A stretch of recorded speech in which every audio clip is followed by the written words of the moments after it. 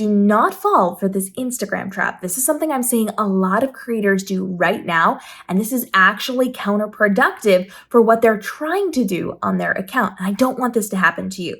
So we know Instagram started out being a photo-based app, and they grew into stories and that short form 24-hour content. And then we saw the rise of video and live streams and then reels. And we know that a lot of people have leaned heavily into Reels because it has done so well on TikTok and then translated over so well to Instagram. But a lot of people are focusing solely on Reels and short form vertical video-based content, and they're not leaning necessarily into the photos that we used to have. However, we are now seeing the rise of TikTok Notes. TikTok Notes is TikTok's answer to Instagram. We're putting a heavier emphasis on photo-based content because everything on social media is cyclical. It comes back around. So while photos were a big deal at the beginning of Instagram for many, many years, now we're starting to see a resurgence of photos, and it looks a little bit different than it used to. Photos used to be highly curated, very magazine quality. It was something that almost seemed unattainable. We aspired to be like these people who had these highly curated lives documented in photographic proof and put on the internet. And we got away from wanting that highly curated magazine-like image, especially when we swung over to video. That is why we saw so many people go over to video, because it gave more of a real look at what was going on in people's lives. We got to see their houses, we got to see their lives, we got to see them in real time, we got to see how they moved and how they spoke to each other, and that helped us to connect. But now we have an oversaturation of that video content, and we're starting to see a swing back toward longer form content that is slower paced and more connected to our audiences. We're also starting to see more of a resurgence of those photos. So on Instagram, if you are relying solely on video content, that probably isn't going to work to your benefit, at least not for much longer. Now we are going to start seeing a mix of video content, long form, and more chill and more educational and more instructional. We're going to see short form content because we do still have those short attention spans, but we also want to see photos, things that we can consume very quickly and move on.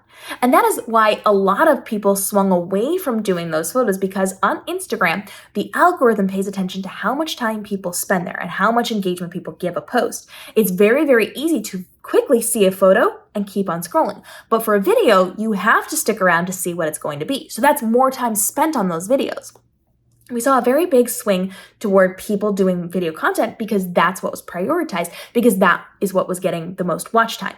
But now we're starting to see people pause to watch those photos. We see people engaging because they want to know what's going on, and they don't have to be highly curated. They don't have to be super magazine quality. They don't have to be high end and super well lit and all of these things. You should still have quality photos, but now you need to do it in a way that's going to relate more to your audience. So real life, what's actually happening, those snapshots of what's going on in your business, in your life, all of those things.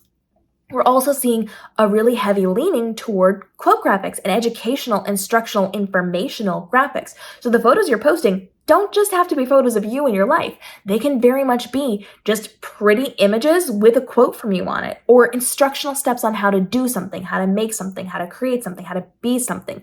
You can give statistics, you can give information in these infographics that are going to help to level up what you are doing and help your audience to grow. This is going to be something that is incredibly helpful as you continue your journey on Instagram.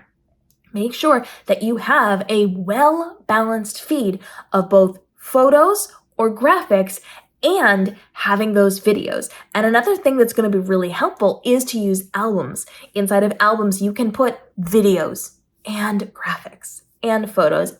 And if you want that leveled up viewing from a video, put a video clip first. It can be a GIF, it can be a video clip, it can be whatever. Then follow that with photos. You could have a mixture of these things. This way you're getting found and you're getting credit for doing a lot of different types of media.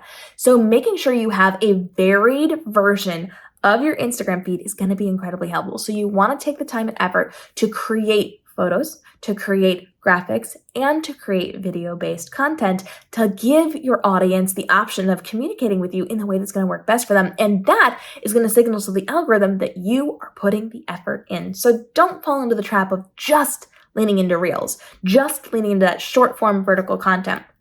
Make sure you're putting longer form content. Make sure you're putting photos. Make sure you're using graphics. Make sure you have things that are going to allow the algorithm to serve your content to different audiences in different places in different ways. The more that you create, the better it's going to do on Instagram. And because we're seeing that swing back, that resurgence of photos and of graphics, right now is a great time to lean into that, to make sure you have a varied content feed that is going to work to your benefit. Drop your questions on this down below and follow for more as we continue to discuss your strategy for your Instagram, your TikTok, your YouTube, your live streaming, and the tools and resources you need to level up so this can be your most profitable year ever with the least amount of stress possible. We'll see you in the upcoming episodes.